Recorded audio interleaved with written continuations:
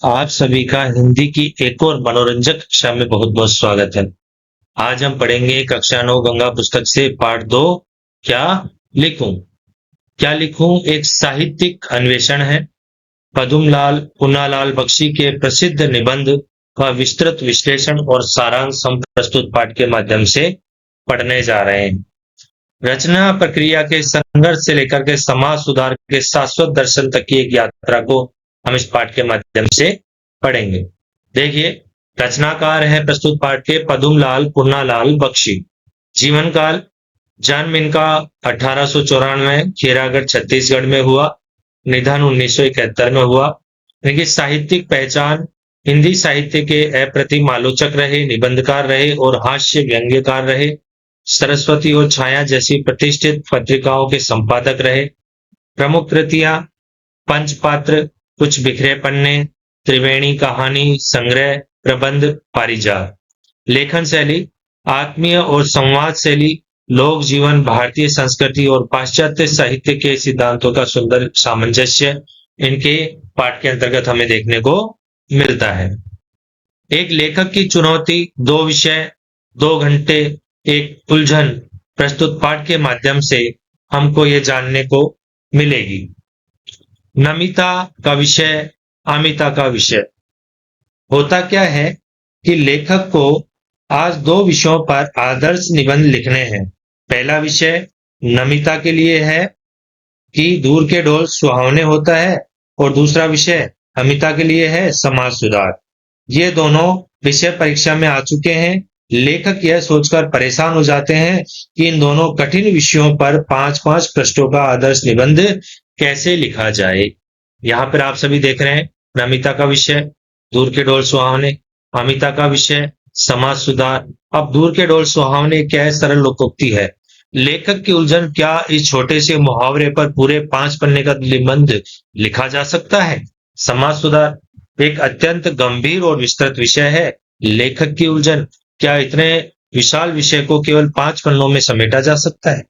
अंतिम उद्देश्य केवल निबंध लिखना ही नहीं, बल्कि दोनों बालिकाओं को निबंध रचना का रहस्य भी समझाना है। अंग्रेजी विद्वान A.G. गार्डनर का हैट और खोटी का सिद्धांत, जो अंग्रेजी विद्वान थे उनके द्वारा हैट और खोटी का सिद्धांत दिया गया। हैट यानी भाव, यह लेखक की असली और यथार्थ वस्तु है। खोटी विषय, यह केवल एक आधार है, विषय का अपना कोई विशेष महत्व नहीं है। मूल सिद्धांत, लिखने के लिए विषय नहीं बल्कि एक विशेष मानसिक स्थिति महत्वपूर्ण है। जब मन में उमंग और भाव का आवेग हो तो किसी भी साधारण विषय रूपी खोटी पर विचारों की हेट टांगी जा सकती है। बख्शी जी का निष्कर्ष है, उनके पास वह मानसिक स्थिति अपने आप नहीं आती, उन्हें लिखने के लिए अत्यधिक चिंतन और परिश्रम करना पड़ता है। बात यह है कि अंग्रेजी के प्रसिद्ध निबंधकार A.G. गार्डनर का मत है कि लिखने के लिए एक विशेष मानसिक स्थिति होती है।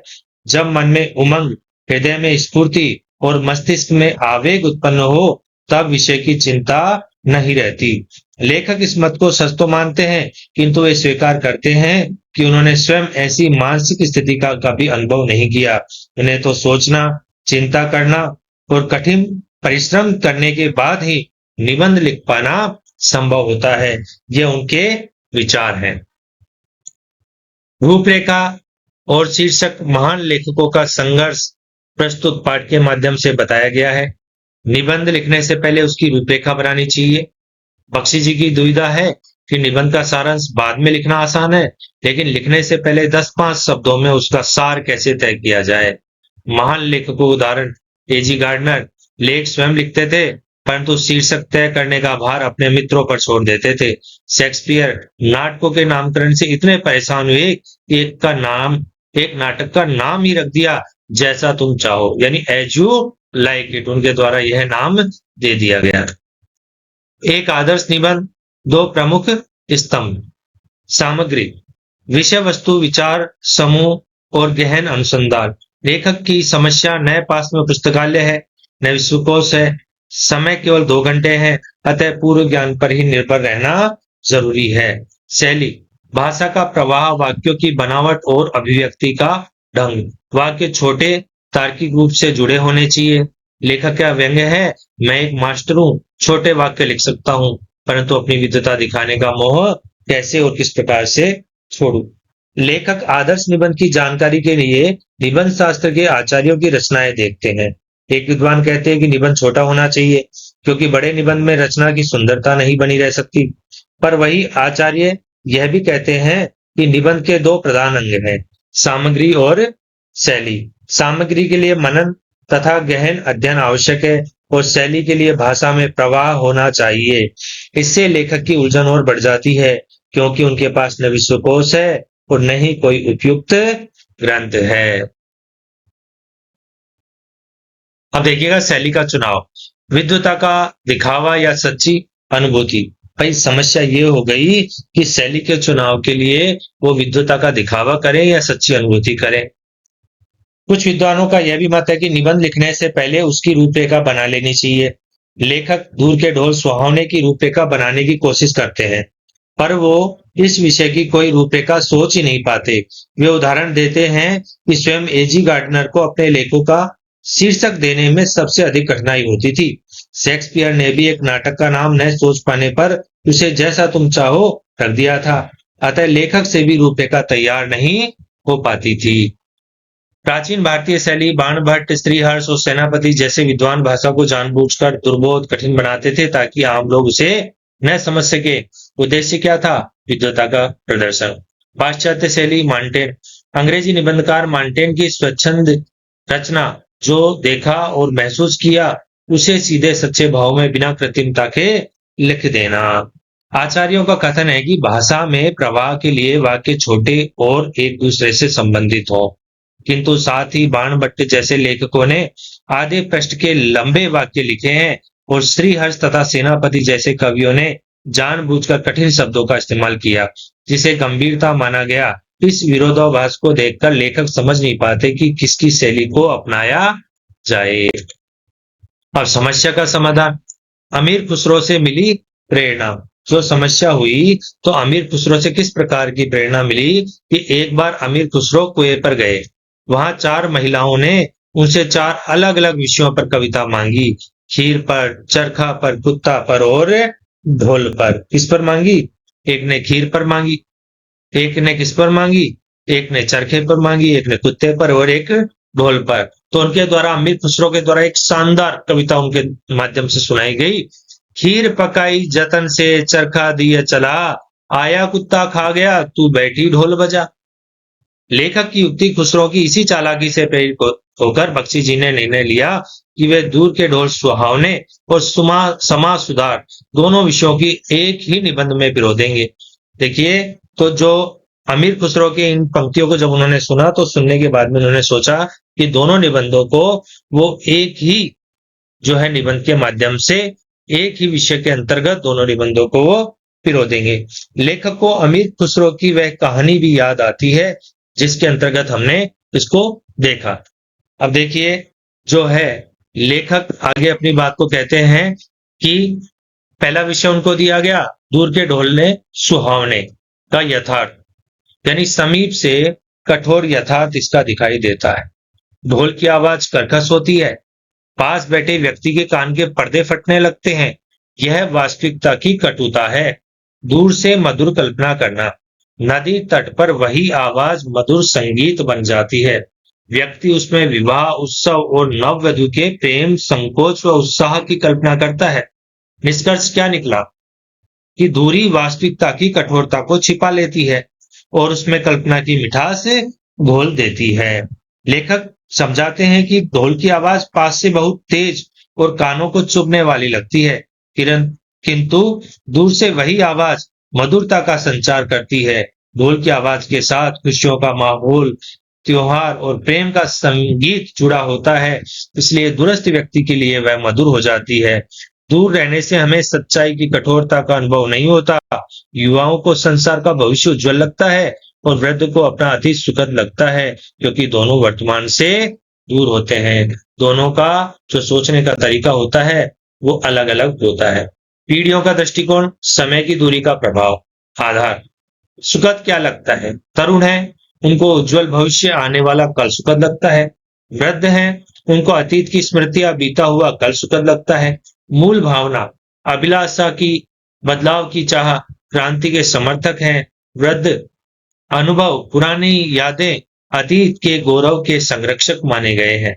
वर्तमान को क्या बनाना चाहते हैं? जो तरुण हैं, वो भविष्य को खींचकर वर्तमान में लाना चाहते हैं, और जो वृद्ध हैं, अतीत को खींचकर वर्तमान में देखना चाहते हैं। मुख्य सार क्या हुआ? दोनों के लिए दूर के ढोल सुहावने हैं। युवा के लिए भविष्य दूर है और वृद्ध के लिए अतीत दूर है। शुद्ध वर्तमान जहां असंतोष जन्म लेता है। वर्तमान की उपेक्षा, युवा अपने भविष्य में मग्न है और वृद्ध अपने अतीत में, कोई भी वर्तमान से संतुष्ट नहीं है। शुद्ध अवस्था, अतीत और भविष्य की इस विपरीत खींचतान के कारण वर्तमान सदैव शुद्ध रहता है।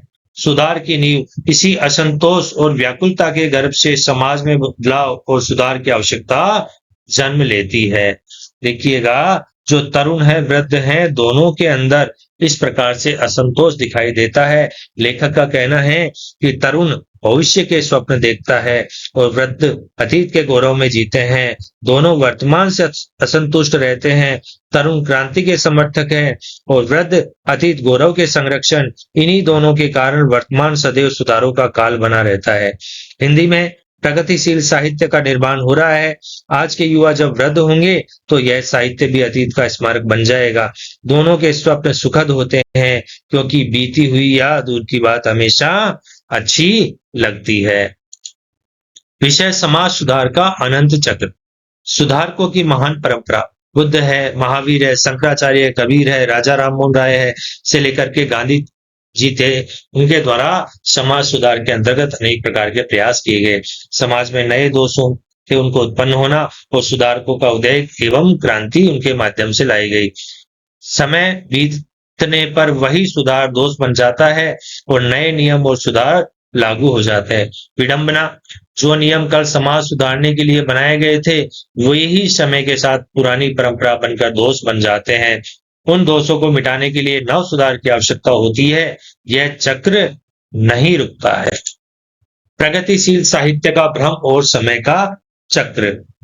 साहित्यकारों का भ्रम है कि आज के युवा साहित्यकार मानते हैं कि उनकी रचनाएं भविष्य का मार्गदर्शन करेगी। समय का सत्य, कुछ ही समय बाद उनका यह नया साहित्य पुराना होकर केवल अतीत का स्मारक बन जाएगा।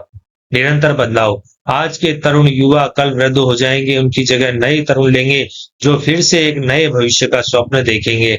इसलिए प्रगतिशील साहित्य है वो बहुत आवश्यक है। महासंश्लेषण, दोनों विषयों का एक ही सत्य है। दूर के ढोल यानी दूरी का भ्रम, प्रगतिशील जीवन, समाज सुधार यानी असंतोष। दूरी का भ्रम, इंसान हमेशा वर्तमान से असंतुष्ट रहता है क्योंकि उसे दूर की चीजें, अतीत और भविष्य सुहावनी लगती है। सुधार का जन्म, यही असंतोष उसे वर्तमान की कमियों को दूर करने के लिए प्रेरित करता है, जिससे समाज सुधार होता है। सार क्या है? असंतुष्टि और सुधार का यह निरंतर चक्र ही मानव जीवन को प्रगतिशील बनाए रखता है। पूर्ण संतुष्टि का अर्थ है प्रगति का रुक जाना। अंतिम विचार, बदलाव ही एकमात्र सत्य है। लेखन केवल शब्दों को सजाना या नियमों का पालन करना नहीं है, यह आत्म अभिव्यक्ति और समाज के यथार्थ को जोड़ने की कला है। हमेशा याद रखें, ना दोषों का अंत है, ना सुधारों का। बदलाव ही इस संसार का एकमात्र शाश्वत सत्य है। अगर हम बदलाव लाना चाहते हैं तो समय के अनुसार हमें बदलना होगा। हमारी सोच को, हमारे विचारों को समय के अनुसार हमें बदलना होगा। प्रस्तुत पाठ के माध्यम से यही बात लेखक के द्वारा बताई गई है कि लेखक को इस प्रकार से भ्रम हुआ और लेखक क्या सोचने लगा, उसके क्या क्या विचार इस पाठ के माध्यम से प्रकट हुए, इनको हमने कुछ बिंदुओं के माध्यम से जाना। आशा करता हूं कि आप सभी को मेरे द्वारा समझाया गया हुआ पाठ 2 क्या लिखूं समझ में आ गया होगा। आप इस पाठ को बार बार देखें तो इस पाठ की जो बारीकियां हैं वो आप लोगों को समझ में आ जाएंगी। मिलते हैं हम हिंदी की एक और मजेदार कक्षा में। तब तक के लिए आप चैनल को लाइक कर दें, सब्सक्राइब कर दें। आपको कुछ इसमें समस्याएं आई हुई हो तो आप कमेंट जरूर करें। मिलते हैं हम हिंदी की एक और रोचक कक्षा के अंदर। तब तक के लिए सभी का बहुत बहुत धन्यवाद।